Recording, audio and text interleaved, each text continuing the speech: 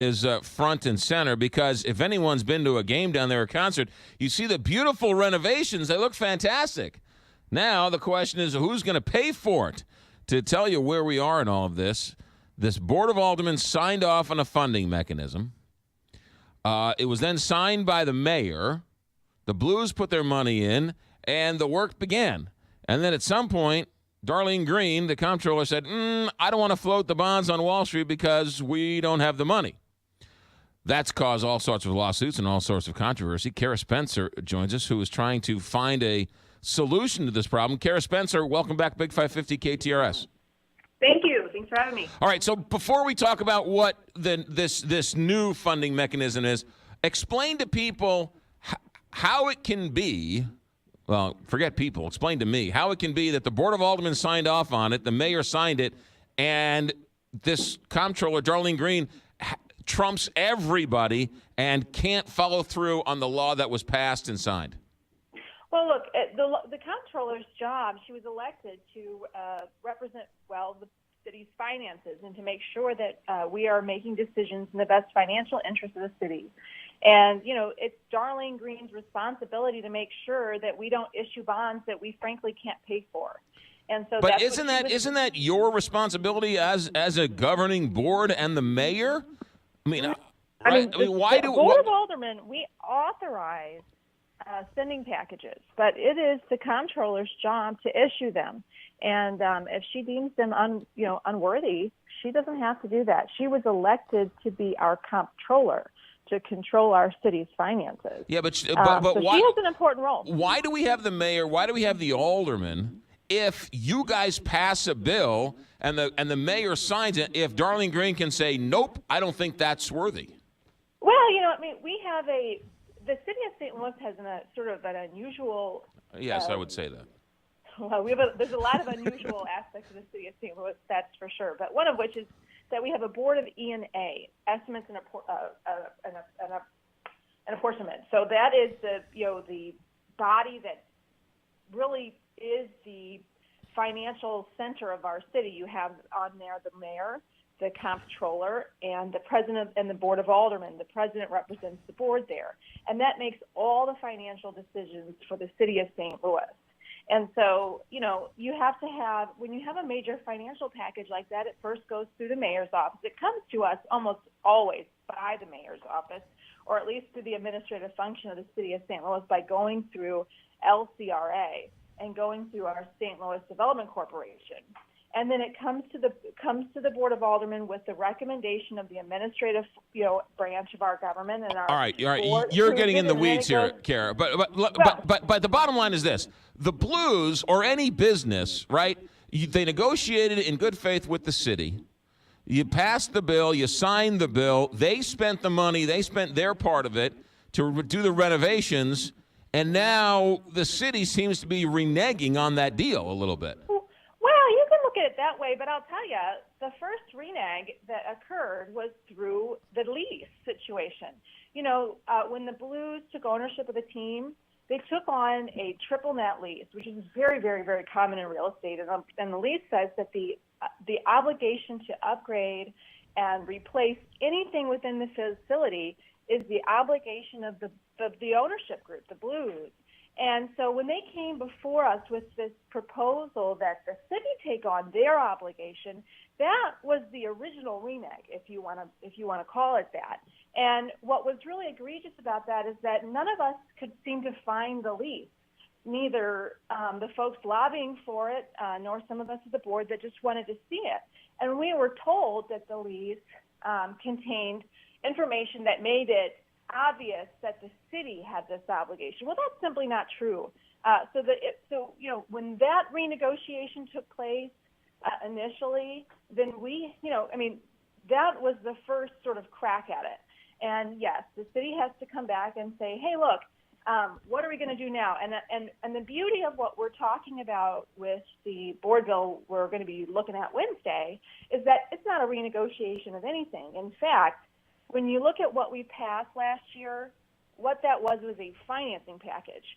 And that financing package outlined all the things that the Blues want to do: put in new bathrooms, put in new concessionaire, put in that beautiful new scoreboard you were talking about earlier. All those things that they want to be able to do, but what it failed to do was describe how the city was going to pay those bonds. And so what we're doing, we're following up with Board Bill 130 that we're going to be talking about Wednesday, which does just that. It fixes that omission, and it describes finally how the city might pay for those bond repayments. And so these two bills go hand in hand, actually. So how are you proposing for the city to pay off these bonds?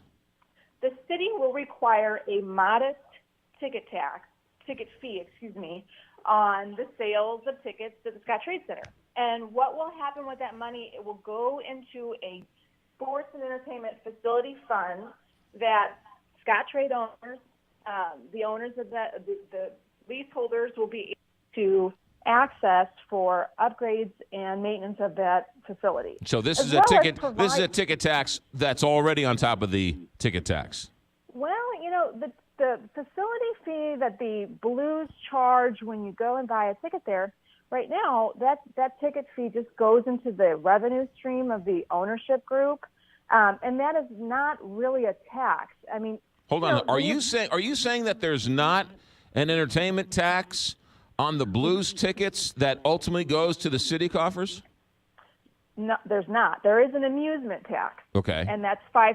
That amusement tax is rebated back in its entirety for the renovation of Peabody. None of that hits the city's coffers. Oh, okay. None. So that was the deal. That was the a deal for the Peabody. That's correct. Okay. And the ownership group of the Peabody largely intersects with the ownership group of the St. Louis Blues. Right. Okay. So no, the city gets none of that. Well, okay, but there was an entertainment tax that the city agreed to rebate back to finance the renovation of the Peabody. Now you're asking to put how much more of a ticket tax for the facilities upgrades? An amusement tax is different than a ticket. But I see your point. What we're talking about is an additional 5%, and that is something that the St. Louis Blues are already charging on their tickets. They are calling it a facility fee. They charge $3.50, which is roughly 5%. It's actually a little more than 5% of the average ticket price. So we're going to be coming in below that. And rather than taking what they're calling a facility fee and putting it into revenue stream, we're going to put it into a fund specifically for the facility. Look, the Blues get the facility for $1 a year. They pay $0 in property taxes, which, by the way, is a pretty sweetheart deal as it is. The naming rights, which are coming up in just a couple of years, well, actually, we don't know what's going to happen in the meantime, but the naming rights are a very lucrative contract that we don't own. The city doesn't own. The Blues and the ownership group there enjoy those giant revenue streams. Well, now, and look, those renovations that we're talking about, McGraw, those are going to be driving up ticket fees, the ticket prices, and those ticket prices are going to drive revenue up. And, we expect that, we know that, and what we're saying is we have got to put some of that into a way to upgrade the facility. We need a regional solution here. You and I know that the vast majority of fans who go there, less than 10% of them overall live in the city of St. Louis. And when we're allocating general revenue, we're making cuts to our city's, municipal services, picking up the garbage, police, those types of things. When we're making cuts to accommodate this, and we're taking that just out of city residents, we're the poorest 10% of the metropolitan fiscal area here in the city.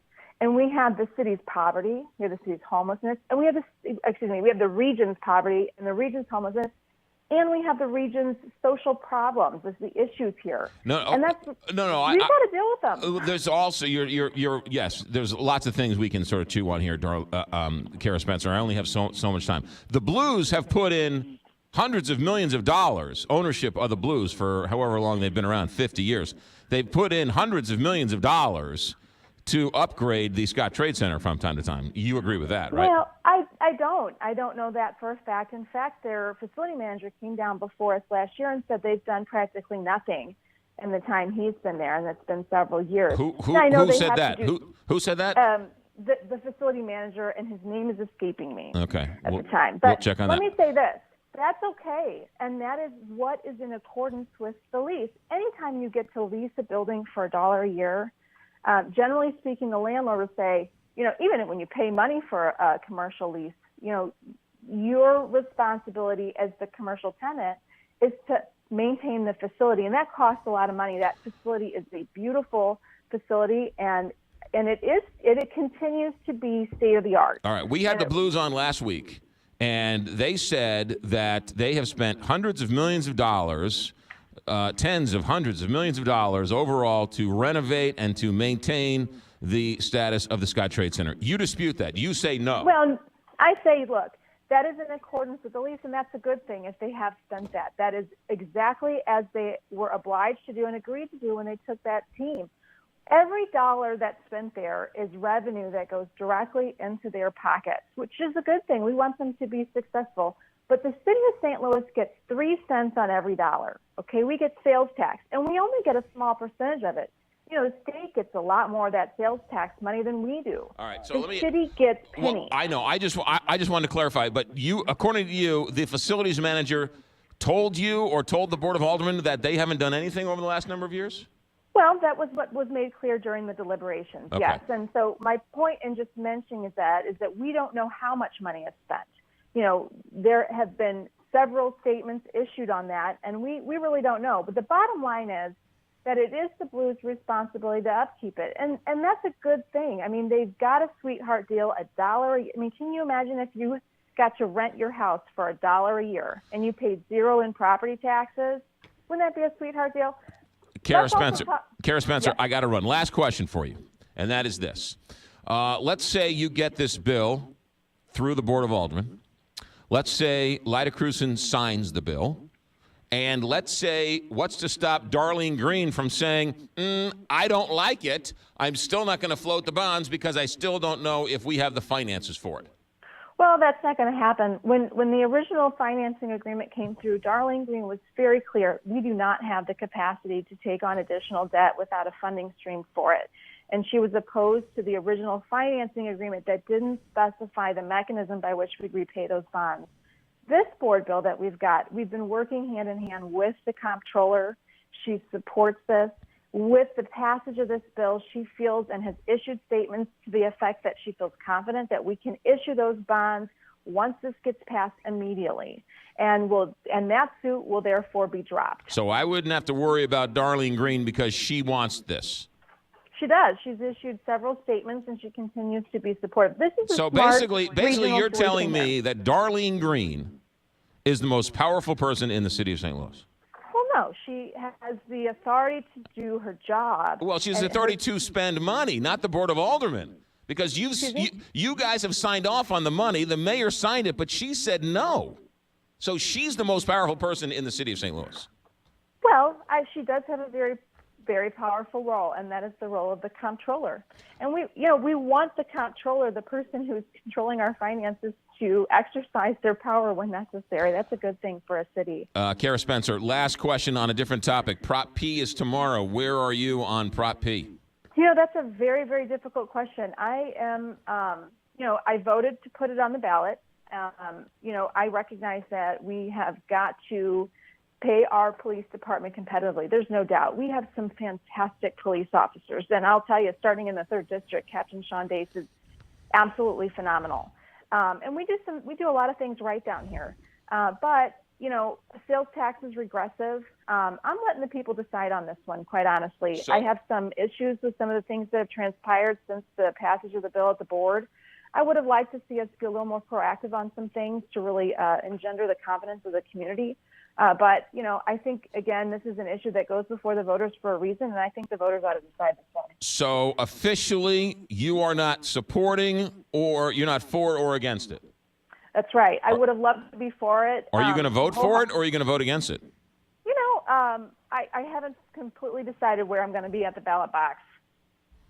Is Darlene Green going to vote for it or against it? I haven't talked to her about this one. All right, fair enough. Cara Spencer, I don't know if she's issued a statement. Cara Spencer, you are always welcome here. Thank you. I love the banter, and be safe, and we'll talk to you down the road.